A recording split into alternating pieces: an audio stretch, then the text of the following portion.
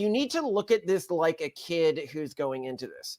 You are in a group where you are being teased for being different from whatever, right? Like everybody feels this way when they're going through puberty. Your body changing, your body getting gross, stinky, things happening that don't make you feel good. Slimy, yeah. Extreme mood fluctuations, which of course make you more volatile. Like women get hit hard by, things that are moving them more towards feelings of depression and extreme social anxiety as well. Like you feel like you stick out like a sore thumb. You desperately want to belong, and yet nothing really seems to fit in terms of something you belong to.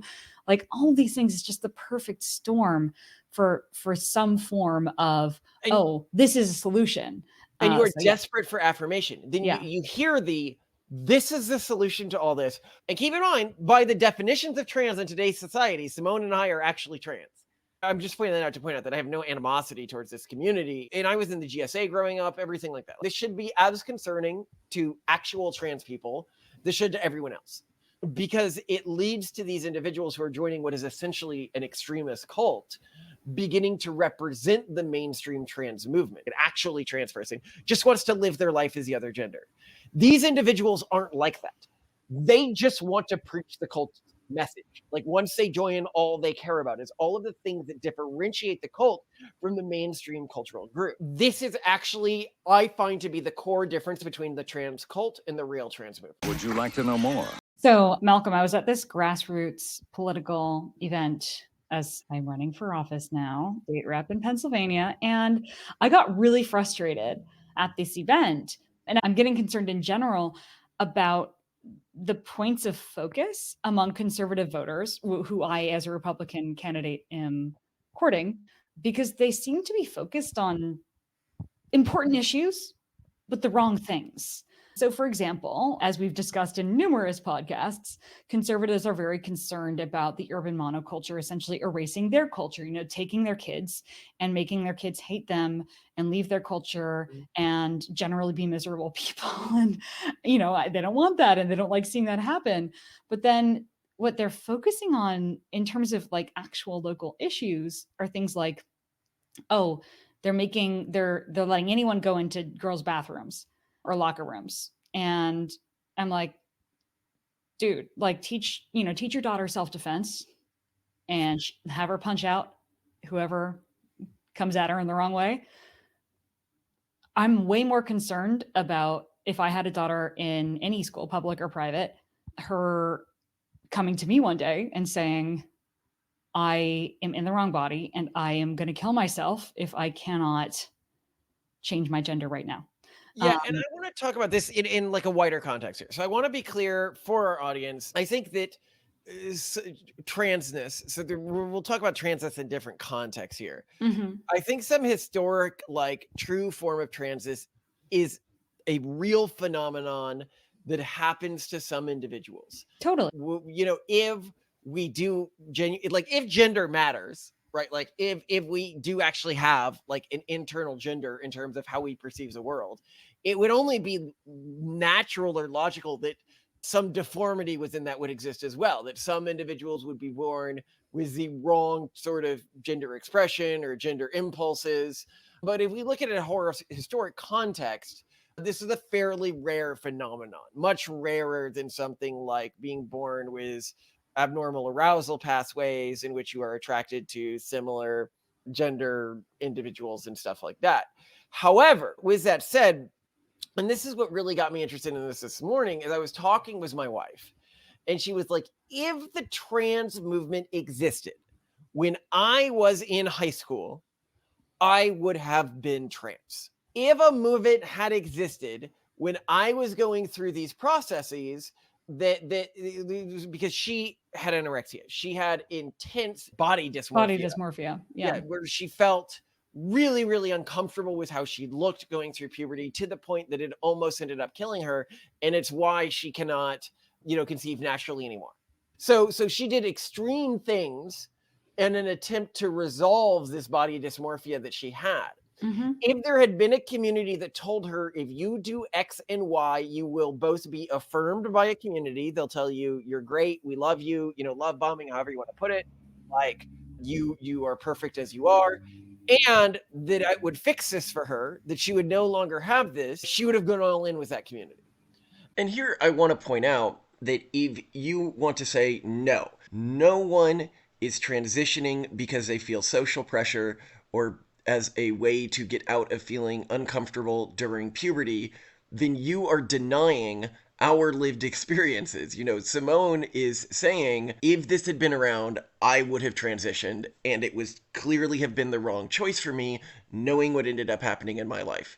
If you say this just doesn't happen, then you are denying her lived experiences. And so, and keep in mind, she fits all of the demographics that are typically associated with transness, right? Like, i.e., autistic individuals like her are much more likely to become trans. Individuals who are really high IQ, like in terms of output or like top of their class, also much more likely to become trans. So she fits a lot of these. So when I look at this, I'm like, my kids that I'm having with this woman are of this category. And I say this to not diminish actual trans identity, but to say that someone like her could have become trans, could have been living life as a trans person today, and not know that if they hadn't known that was an option, they could have chosen a different life path where they would have been much happier. Yeah, or even like where things would have been less expensive. I mean, fully going trans can also mean a lot of medical procedures, ongoing hormone therapy. It's just an expensive way to live. Kind of how like my choice to be anorexic in my youth has led to very expensive IVF treatments and osteoporosis, which is going to come back and bite me already. It's, not great, and all sorts of other medical conditions. So, I mean, I love a quote that you had for me once, which was, thank God when I was going through puberty, no marketing group or cult or however you want to frame it had figured out they could tell me, if you only join our ideology, then all of you'll feel comfortable in your body. But that once you join this ideological group, it's a permanent subscription. You need to pay constantly after for the ongoing medical expenses. And if you ever deviate from that ideology to even the slightest degree, you look at someone like Buck Angel, who really was the first major player in making the trans movement normalized within today's society, and who I see as being like a prime example of this category of transness, which isn't this modern category. The level to which he has been denigrated by the modern trans community because he came out and one is right leaning and two is uncomfortable with child transition. And those were the two things that made him basically a demon. So it's an ideological subscription in the way that the community has gone, in a way that is very harmful to trans people who would have fit this historic definition of trans. Another person who this happened to, an early trans advocate who really paved the way for the modern trans movement and then was completely stabbed in the back by that movement, was Caitlyn Jenner. Because the modern trans movement views being trans as more of a cultural or political affiliation than just a gender identity that anyone can have regardless of their political affiliation. I can't imagine how hard it must be for somebody who was actually trans and came out when it was still this extremely discriminated against group, that now it's become like a fad or like been taken over by this weird cult, or at least a portion of the trans community has. To give you an idea of what I mean here, imagine that somebody who represented your community was out saying things like, these days, the narrative is that transgender people will come into bathrooms and abuse little girls. The supposed quote unquote purity of the victim has remained stagnant. There are no princesses. Little girls are also kinky. Your kids aren't as straight and narrow as you think. This was said by Alec Vaid-Menon, and you can be like, oh, well, this must be some like obscure, crazy person. No, this is somebody who in 2019 was listed in Out 100 list, which is a compilation of the year's most impactful and influential LGBT plus people. And if you find this accusation offensive, when it is just very obviously true that, if I'm a young teen going through puberty and I feel like a social outcast and there's a group that's willing to affirm me so long as I undergo specific changes for that group, of course a portion of people are going to uh, engage with that community. Of course, like it's only rational. And if that fact is offensive to you and you identify as trans, it's probably because you're not actually trans. It's probably because you're part of this cult. Because that's the only reason I can imagine that you would find something that is very obviously true, that if you give a teenager during a stage when most people are very uncomfortable with their bodies a pass to affirmation and comfort with their body, that will convince some people who are not actually trans to transition. So, what frustrates me about parents, like conservative parents' concerns about their children, which I think are very valid, but then the things that they focus on is that what I'm seeing is strong evidence that most parents are not at all prepared to actually protect their kids, especially if their kids are like me and not actually trans, but very likely to fall into trans as a solution to just general body dysmorphia and being a teenager, which sucks. They're looking at totally the wrong things, right? They're looking at bathrooms. They're not looking at the cultural interventions they need to be considering to actually protect their children from memes like this that can be quite harmful. And again, we're not shitting on trans people here. We're just saying there are a lot of people who are transitioning now and that undergoing major that are not classically actually trans. trans. Yeah, that are Yeah, not. and I think so. One thing that I've noticed, because I've been listening to a lot of stories of people who seem to not have been trans who transition. One of the most common things where these conservative parents are making a big mistake is they assume. So two things. One is because their child fits gender norms as they understand them. Like, these are people with a bunch of boys, a bunch of girls, they might be coming from largest families, and they know like this daughter is acting like every other daughter I've had, quite gender differentiated from the males in my family. And if anything, even classically quite feminine, they assume that they are not at risk from this group. And that is actually almost inversely true from what I've seen. From what I've seen, it's actually the people who fit the gender stereotype or appear to fit the gender stereotype of their assigned gender who are most at risk from this sort of thing.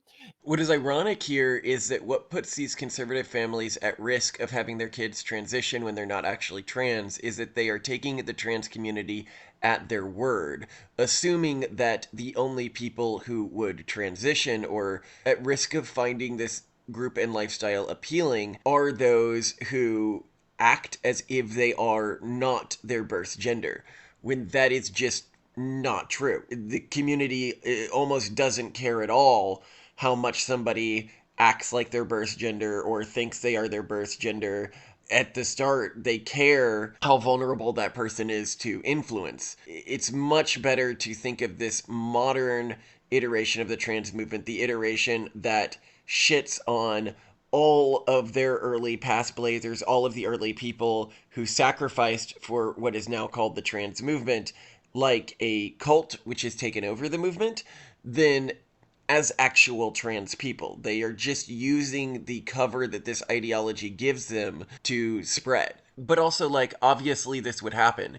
If you take any thing and say, okay, now this is the thing that people are no longer allowed to criticize in any way, shape, or form, memetically speaking, that gives a lot of cover for psychologically toxic memetic spreading strategies to begin to randomly form and evolve out of that movement, which we would normally call cults and would normally be shut down on school environments and stuff like that. But because it covers itself in the same way like a cancer in a human body will say, oh, I'm actually really important, you really need me, don't attack this thing, and that's how they keep the other cells from getting rid of them. This cult says, oh, I'm actually part of the LGBT movement, and if you call out what I'm doing, you are calling out the LGBT movement, when that's just not functionally true at all. It is not a real or historic part of the LGBT movement. Especially if they are in any way unpopular or othered by their group. Because you need to look at this like a kid who's going into this. You are in a group where you are being teased for being different from whatever, right? Like everybody feels this way when they're when they're going through puberty, when they're in these teen years. And this is also the years when people are most likely to convert to different religious frameworks if you're talking about religion. And again, I want to be clear, like this isn't even about being teased. This is about your body changing, your body getting gross, stinky, things happening that don't make you feel good. Slimy, yeah. Extreme mood fluctuations, which of course make you more volatile. Like women get hit hard by, things that are moving them more towards feelings of depression and extreme social anxiety as well. Like you feel like you stick out like a sore thumb. You desperately want to belong, and yet nothing really seems to fit in terms of something you belong to. Like all of these things is just the perfect storm for some form of, And, this is a solution. and you are So yeah, desperate for affirmation. Then yeah. you hear this is the solution to all this. Well, at the same time, when you go to these communities and you say, you know what, I think I might be this, like I might actually be trans.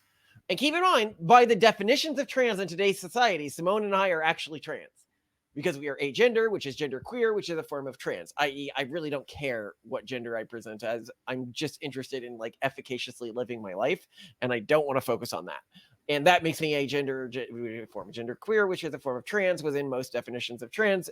Anyway, they've really expanded the definition here. But so you're a kid, you've gone through this.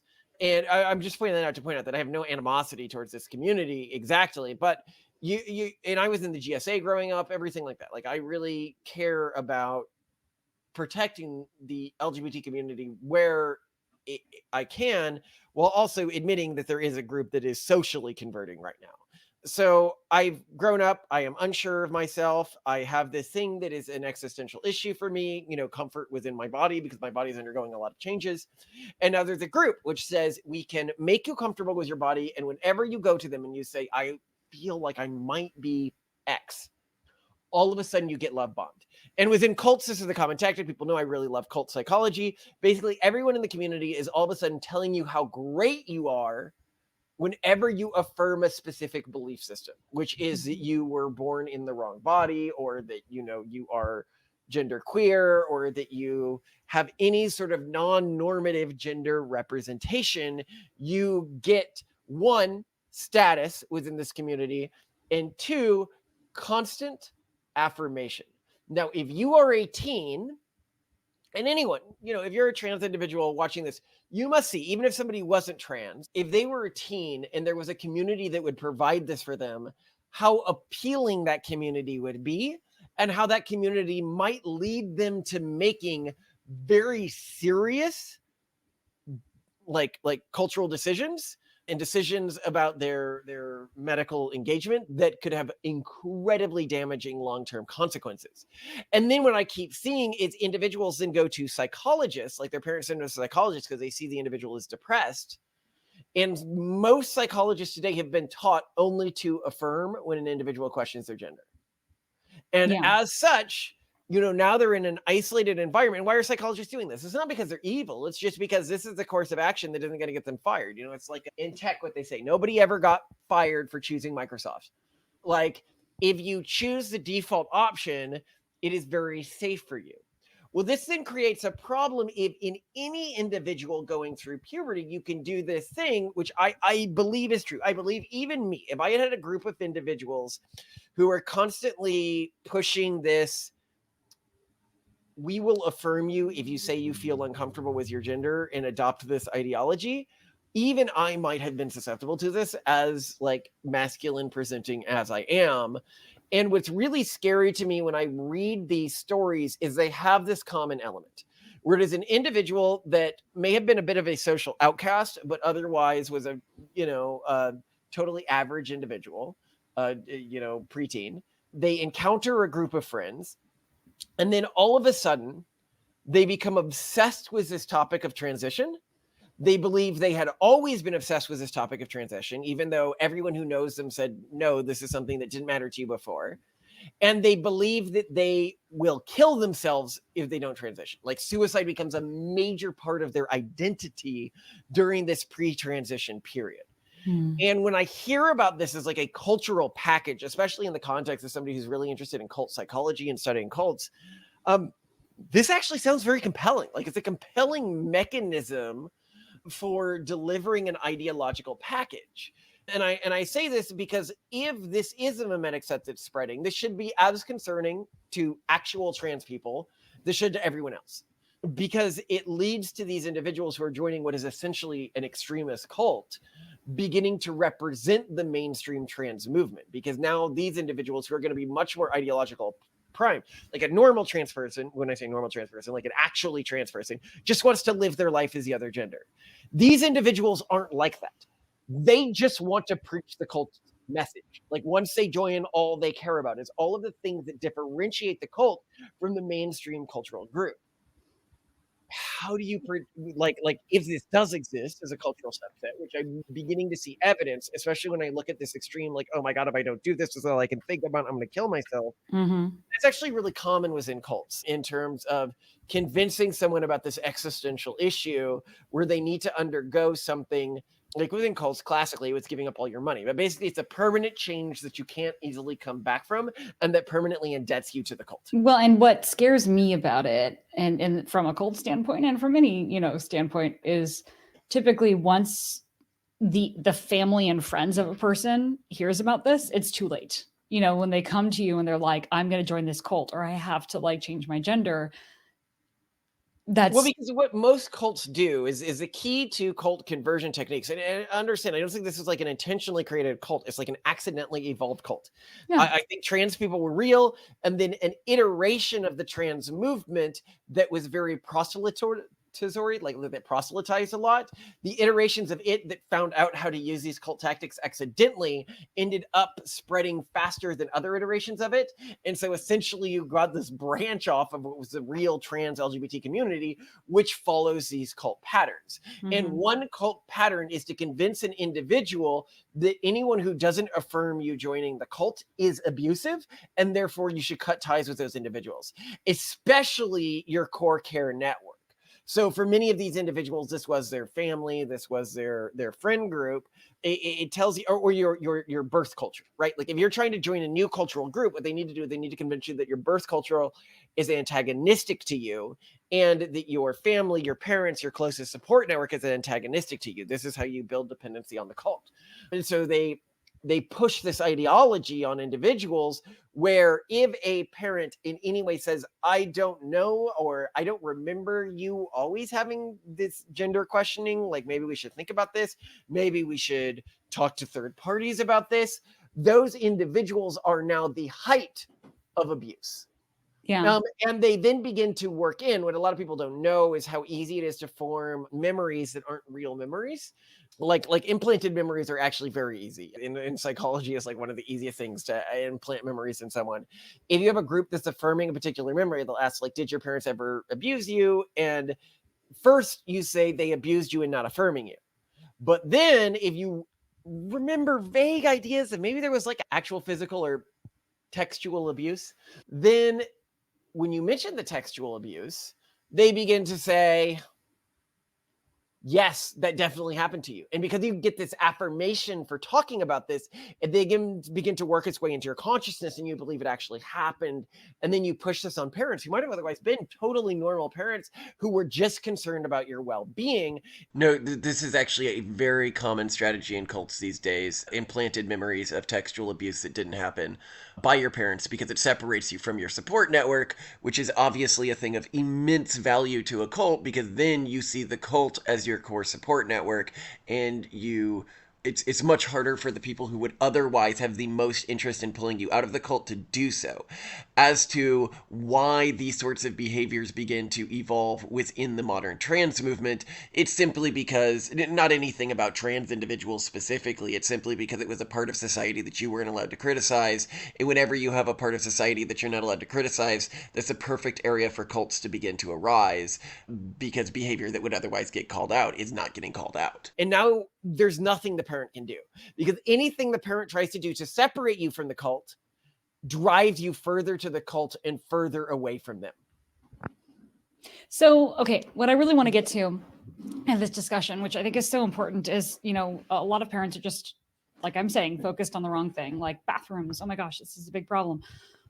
What should parents actually be doing to prepare, annotate things for their children, and essentially prevent their children from making an irreversible decision, assuming that they're not actually really trans, which that's what our concern is. If you have a kid who's like legit trans, they're legit trans, but I think a lot of people obviously are transitioning for the wrong reasons. So what what are we going to do? What would Yeah, you encourage so other people I to think think that about? the biggest mistake that parents make is they don't understand that this is an alternate cultural framework and alternate religion. This thing that is Mhm. sort of splintered from the real trans movement and has become a cult, basically. And keep in mind, one of the groups that suffers most from this cult is the real trans movement. Because if they dissent from this, if they're like, what you're doing with kids is kind of problematic, and they're like, ban, you're off of every network. How dare you question what we're doing with kids? Anyway, so they will be like, when I was a kid, my culture, this Christian, Jewish, whatever culture, right? Muslim culture, it worked for me. It seemed sane to me, right?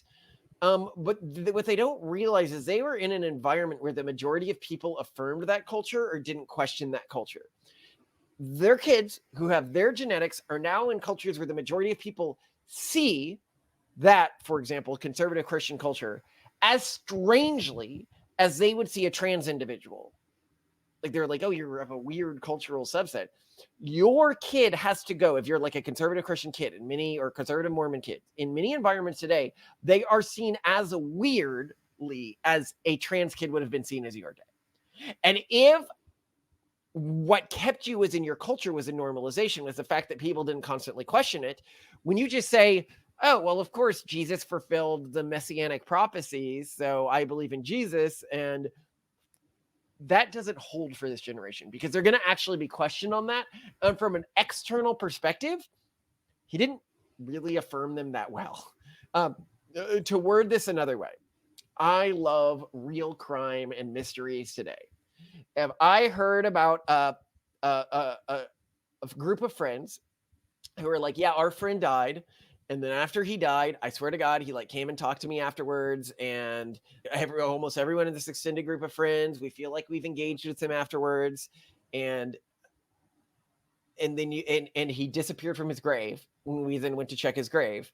I'd be like, wow, cool, like cryptid story, bro. Like it'd be interesting to me, but I wouldn't immediately think, oh, that's definitely God.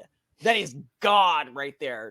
There is no other explanation for that than that individual is the single most powerful entity in all of existence. And so, given that that's the case, that you are relying on these defenses that worked when everyone affirmed them, you don't realize how hostile our current environment is. And so, when you send kids into that, and there are alternate frameworks out there that are providing solutions for their immediate problems, i.e., social validation and comfort with a changing body. The Christian framework, the Jewish framework, the Muslim framework does not do a good job of dealing with this teenage change period, right? Which is when people most frequently deconvert. Of course, they are going to be susceptible. The urban monoculture is one thing, but these extremist cults that evolved out of it, and the way that you fight against them is either by fortifying your traditions, i.e., working to make them more resistant to modern science, everything like that. And that is not through telling a kid, if you deviate from any of this, I'm going to like be like, my kid knows better than to deviate from my version of Christianity. Because then what you're just saying is, if your kid didn't believe what you believed, he knew not to tell you. And so that makes them even more vulnerable to external ideological frameworks. The same is also true for telling your kids something like trans people are evil and malevolent. And some people will be saying that in the comments, oh, how dare you humanize trans people in this. If you teach your kids that trans people are evil, then when they meet a trans person who is not evil, or at least not obviously evil and seems to care about them and seems to be a human being just like them, then all of the things you have taught them about trans people become immediately invalidated in their eyes. And you have lost any defense when you treat a group that you are trying to warn your kids against as truly evil. You have created an intense level of susceptibility in them to conversion by that group. But this is also why like many people are like, why don't you just go to one of the traditional cultures? It's because they are optimized for pre-industrial time periods, not just pre-internet, pre-AI, pre-modern urban monocultural time periods. And they do not defend against it well if I look at the data. And so, yes, it makes sense for me to try to create a system that is very synthesizes with or works alongside modern science, so that when these individuals challenge my kids, they look like the anti-science cult, because these kids are able to look at the studies on puberty blockers and be like, this is what the actual data says on puberty blockers. Do you know this? And then this community treats them like a heretic, because that's the way all extremist cults do. If there is information that damages the cult's ability to convert people, they will treat anyone who talks about that information like they are an absolute heretic. Like they are a demon incarnate, right? Like, and try to suppress that information, when the individual is taking actual, peer-reviewed studies and well-conducted studies and being like, this is what they say, like rapid IQ decline, stuff like that, from this sort of, puberty blockers, etc., never experiencing an orgasm, and they attack them for that. That will then reaffirm their traditional beliefs, but you need to engage with these ideas before they reach these communities. If you are not teaching your kids like real sex ed, and sex ed includes about the trans community, not just that they're like this evil other, that there is a real trans community and then there's like this weird cult that will immediately try to start preaching to them, they need to be aware of that, because this group controls our school system. It controls if you send them, the worst thing you can do is, if a kid does this, is send them to a psychologist. Because what the cult has learned is that if they tell kids, just say that you're going to commit suicide if this doesn't happen, then they can bend the psychologist industry around them, because the psychologist industry, suicide is like a hot word. And it basically means you have to do whatever I'm saying. Like, you have to affirm whatever I'm saying. Like, if I say I'm going to commit suicide. And it's the same with the school system. You look at a state like New Jersey. If I send my kid to school in New Jersey and they approached by these individuals and they begin on campus identifying as a different gender, come up with a different name, that's the way cults normally do. They create a new name for you. So it really works. These cult ideologies have borrowed real trans identity. That, one, it has a legal duty to not tell me as a parent this has happened. If I, as a parent, find out, they have to use the school's lawyer, right? Like, if I say I'm actually not okay with the kid going by a different name at school, they then have to use the school's lawyer to fight you. Like, it's a mandate. That's how extreme this is. And it makes sense that it is, because it's the cultural default right now, and people could be fired for fighting it. So there's not really any reason to fight it. And they believe they're doing good. I mean, they believe that everyone who thinks that they identify as this actually is like a real trans person. And instead, they don't see them as actually one of the most threatening thing to real trans person people in society today, because these individuals, when you join the cult, you now need to attack every real trans person who expresses any sort of ideological diversity. Which means that for real trans people, now they can only have one political opinion, one cosmological view, really sad. Yeah.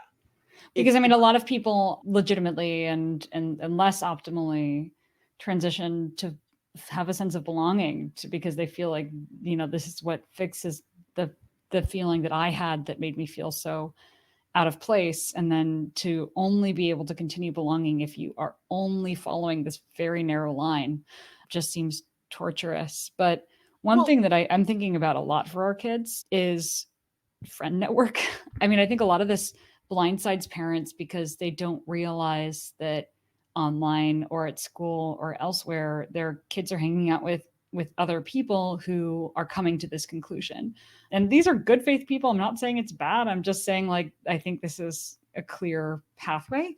And parents do, I think, is critical. More carefully curating your kids' friends groups and making sure that they have a strong and very supportive network of friends who will be there for them and help them navigate through just how awful adolescence is, especially, is really important. And a lot of the parents that we've known personally who've had kids transitioning in ways that seem really suboptimal, but also like through interviews that we've seen, it seems like really common characteristics are more isolated kids. Often there's a divorce at play. And that is even scary too, because in many cases I've heard just there's one parent who's really supportive of a transition and another who is either unaware or not supportive. And the parent who is supportive is using that as a means of like getting the kid on their side. And, I'm the cool one, I'm the supportive one. And then the other parent gets alienated. So then they're used as political tools. But yeah, it does seem to me like parents you talked about this happening to like a 2-year-old? Yeah, at one point, yeah. No, a parent of a mother of a really, really young child started addressing them like a girl. They were a natal male and saying that, like they're they're trans. And I mean, like, parents can be, of course, going through They divorce. use this to win a custody case. Yeah. Treatment. Yeah. They So affirmed their gender and the other parent didn't. yeah, I mean, I have, it's been a while since I saw this story, so Well, I I'll need look to it up source this in properly. editing if it's real. But if Yeah. it is real, that's horrifying. So the story does appear to be real, or at least real as reported by the father, a man named Dennis Hannon. In the story, his ex-wife began to transition their son at the age of 3, beginning to dress him in all women's clothes at the age of 3.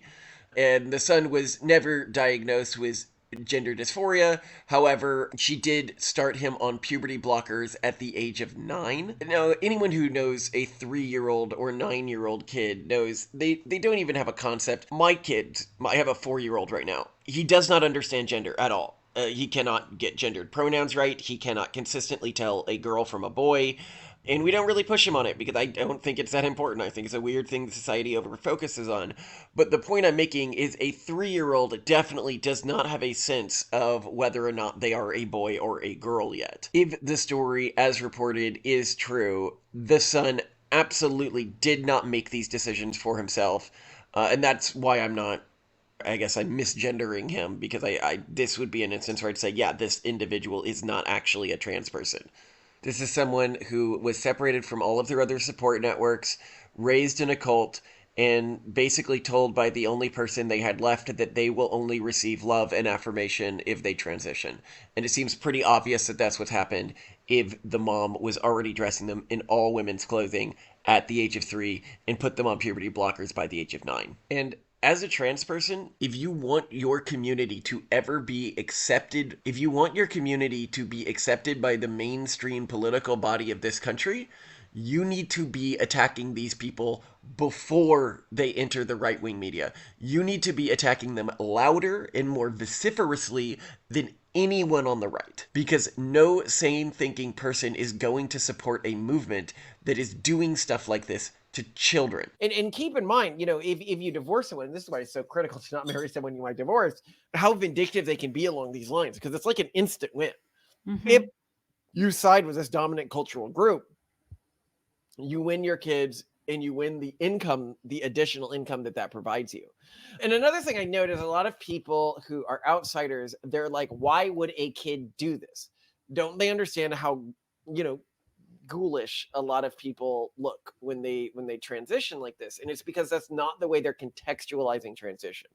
They're contextualizing transition around two things. One is online celebrities who have transitioned but use a lot of editing to look very, very passing, even when they do not actually look passing in real life.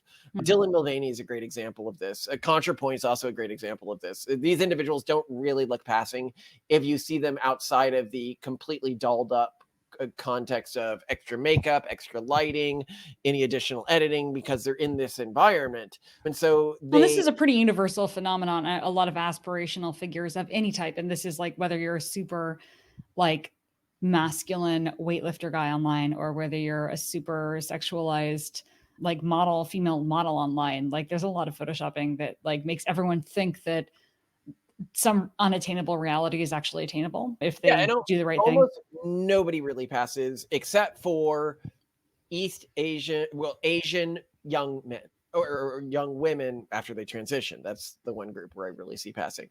But keep in mind that they don't pass forever. Like as they get older, this ability to pass typically degrades after about 20 years. It's like a tattoo or something like that. It degrades pretty quickly.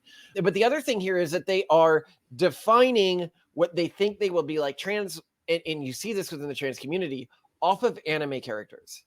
What they are actually attempting to transition into is an online avatar as represented by an anime girl, which is something that they can never become.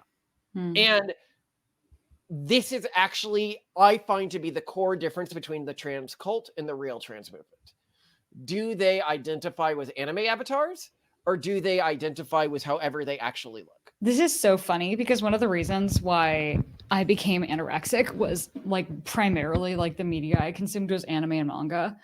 And I was constantly looking at these like characters that were obviously very skinny and who did not have Western bodies.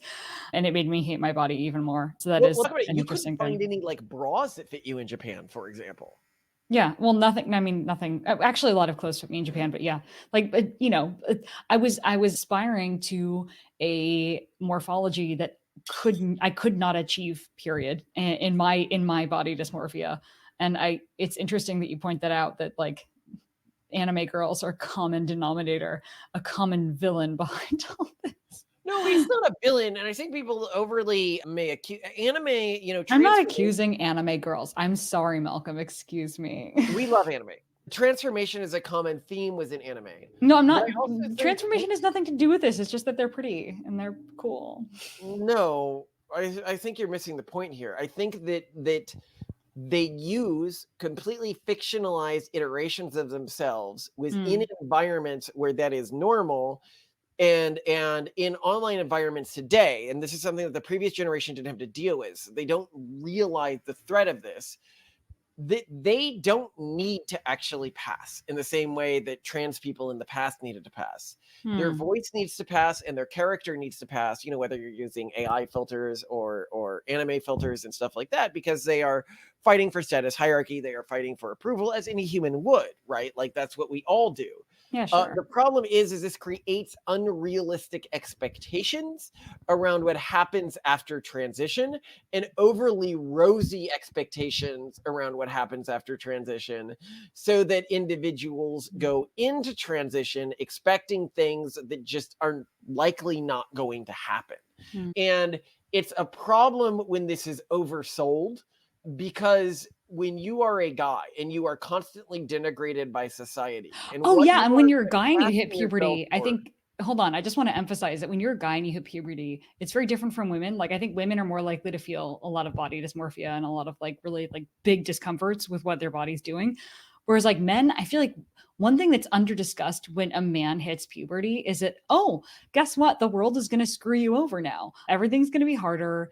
All the standards for you are harder. Everything's more competitive. You're kind of treated by society as disposable. You do not get any special treatment. Why would you not want to transition in the face of that? I mean, really? Well, yeah, and I think that this is something that people don't talk about because they're afraid of talking about it, right? Within conservative circles, this idea that as a guy you might have any sort of gender questions as you're going through puberty is like, you don't talk about that because it lowers your status within conservative circles. But I'd say gender dysmorphia is actually very normal for men as they go through puberty.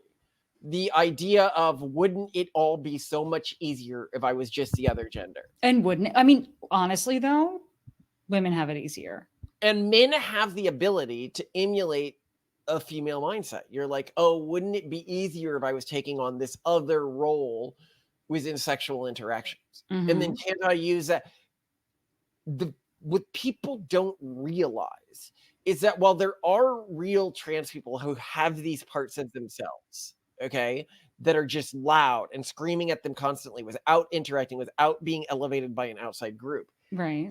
these parts of you can be elevated in almost any individual, male or female, if your social group is affirming them.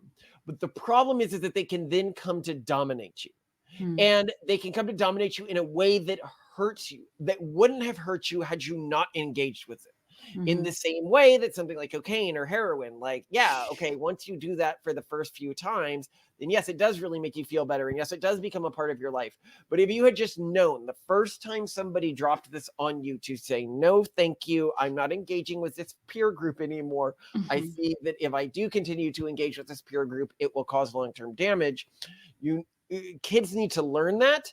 But the only way to convince them of that, right, is to have an alternate ideology or an alternate world framework that contrasts with the urban monoculture, because this is like the priest class, the highest caste of the urban monoculture. So if you don't have an alternate framework that is actually compelling against that, and people are like, why do you work so hard to create like your own religion for your family? That seems insane. And it's like, because I have seen what happens to the little Protestants and the little Catholics who go to school without any alteration. Well, but hold on. So yeah, like I was going to say, a lot of parents who might hear this would just think, well, okay, great. Like I am, our family, we're devout Catholics, we're devout Protestants, we're devout Baptists, we're devout Muslims. Like, well, wait, are Muslims people who practice Islam, or is that like an ethnicity shit? They need to take the criticisms and the apologetics against their religion seriously, and not be like, well, I never questioned it for X reason. The things that cause you to question a cultural system when you are in your teens, if you're presented with it regularly and competently by a majority cultural group that is opposed to you, are going to be very different from the things that cause you to question it as an adult.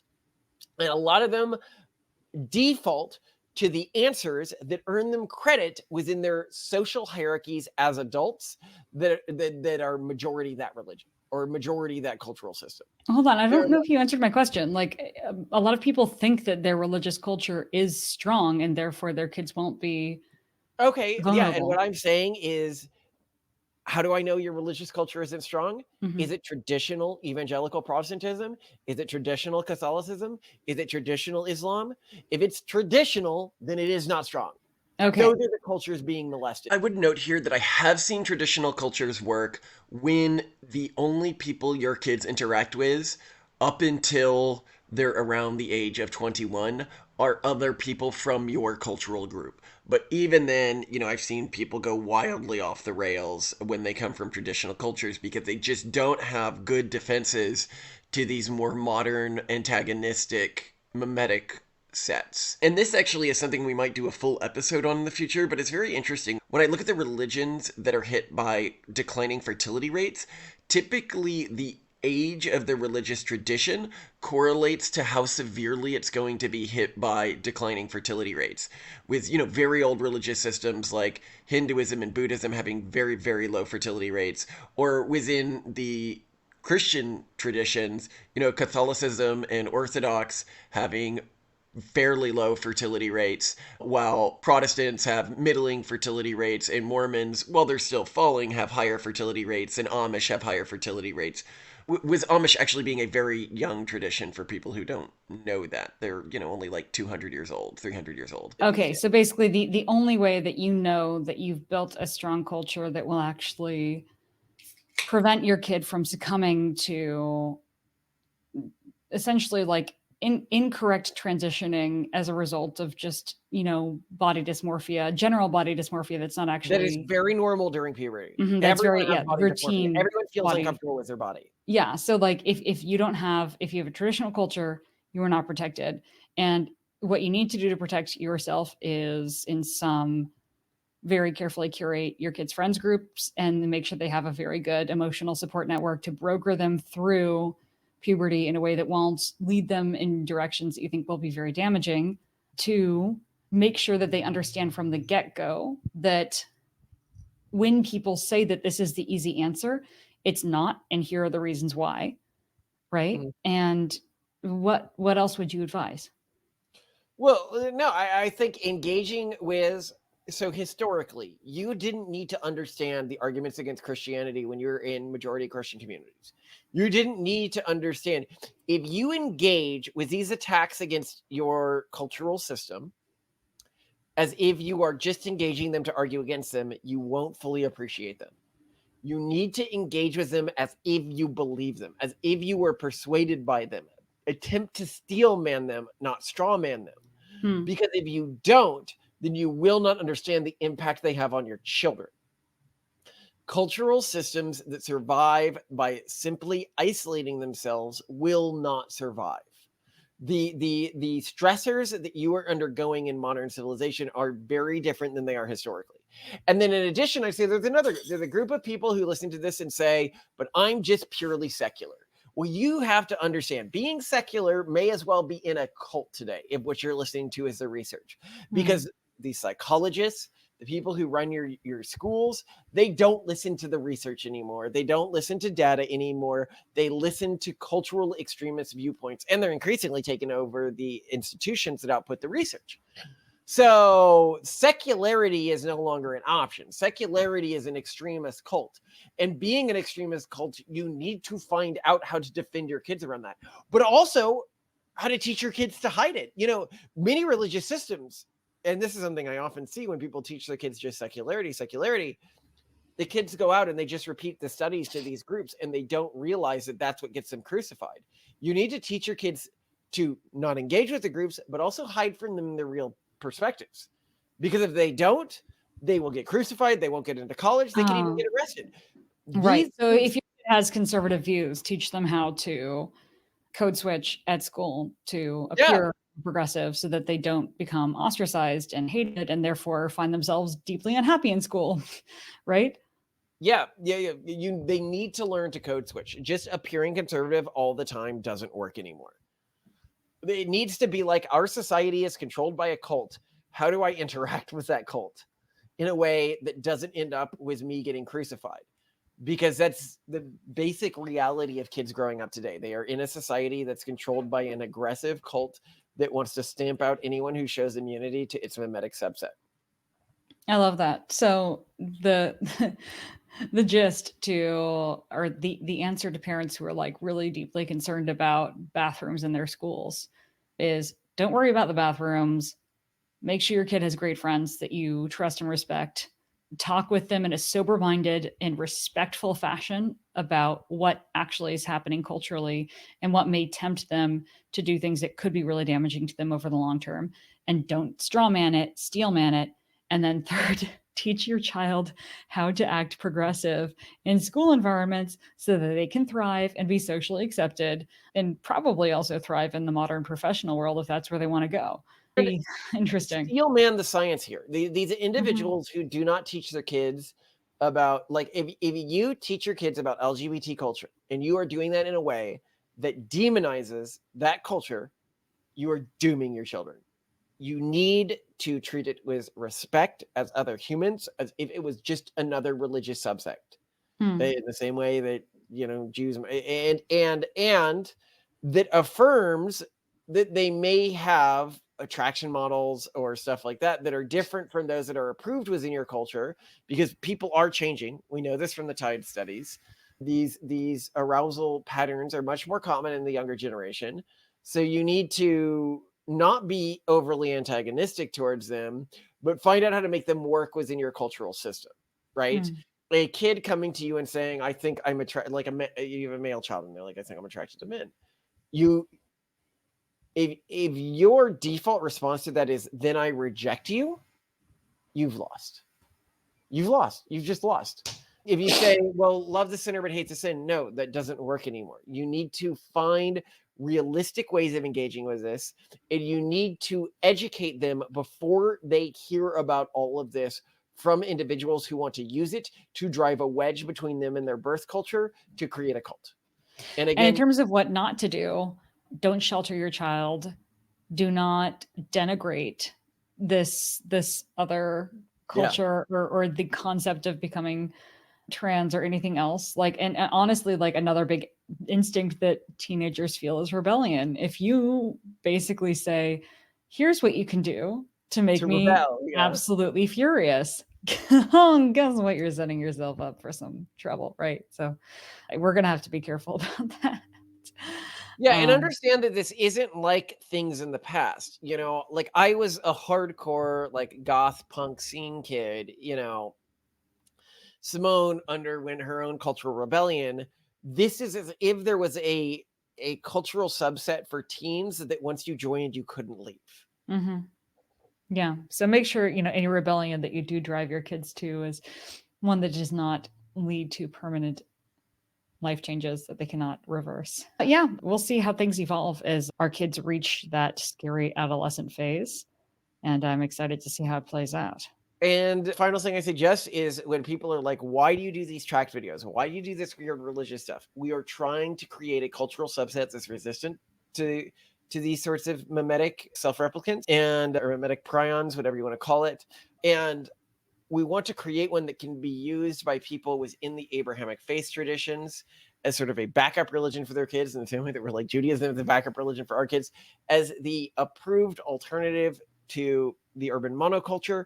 Because if you are only selling them your own culture, you've created an incredibly weak circumstance. Well, the alternative to your culture is the urban monoculture.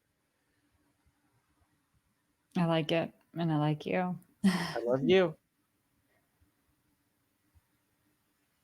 Oh, God, I'm so excited.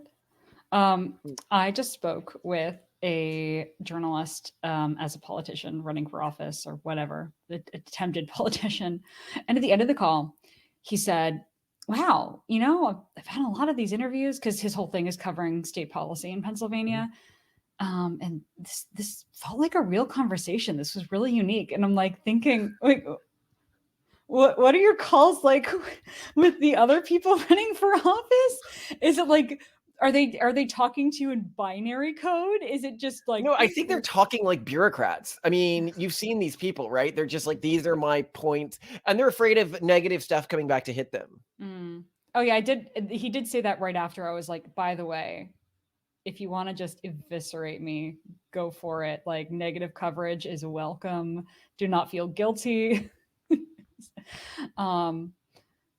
But yeah, wow, that's interesting. Maybe they are actually robots. He's a robot. He has no feeling. Can't feel anything. They're just robots, Morty. It's okay to shoot them. They're robots. Shut up. Glenn's bleeding to death. Someone call his wife and children. They're not robots, Rick. It's a figure of speech, Morty. They're bureaucrats. I don't respect them. But it's true. I mean, who minds? You have to shoot a few bureaucrats to get out of a building. Well, I'm actually going to use this at the end of a different video because it doesn't really go with this topic. I'm talking to you, Malcolm. We haven't started recording. Well, no, we have started recording it because I don't want to forget. Well, I love that. What local journal was it for? Oh, God, I don't remember. Well, one day the age of Trump will be over, and then there will be who knows what happens next with the Conservative Party, and maybe you could become a leading. And then we will broker in the age of Kanye. Although what we really need, we don't need the age of Kanye. We need the age of Dwayne "The Rock" Johnson. But I just don't know if that's going to happen. Like in some like progressive-y documents from like they actually talk about like the age of Aquarius. Are you? No. Yeah, I think it was important to like the Theosophical Society, which has like an outsized impact in a lot of progressive policy that people. I would love if like conservatives made conspiracy theories around that instead of the Great Reset, where they're like, you gotta watch out. The age of Aquarius is what they're trying to broker in now. You're not listening to the right conspiracy theorists. That's your problem, Simone. It is. Yeah, I guess it is. This in-bit was actually recorded before one of our tracked videos, and in that very video somebody posted something about the age of Aquarius, and Simone was so excited to show me afterwards, and she's like, oh, we should have left it in, and then I was like, yeah, but then you would know that it was a coincidence that people are still on about that conspiracy theory, or, I don't know, hippie theory. Sorry, I was plugging into a hard connection. Also, John's replacing the thing downstairs right now. Oh my God, yay, amazing. Thank you. Yay. Yeah. All right. I'm about to get started, Simone. So I hope you are ready.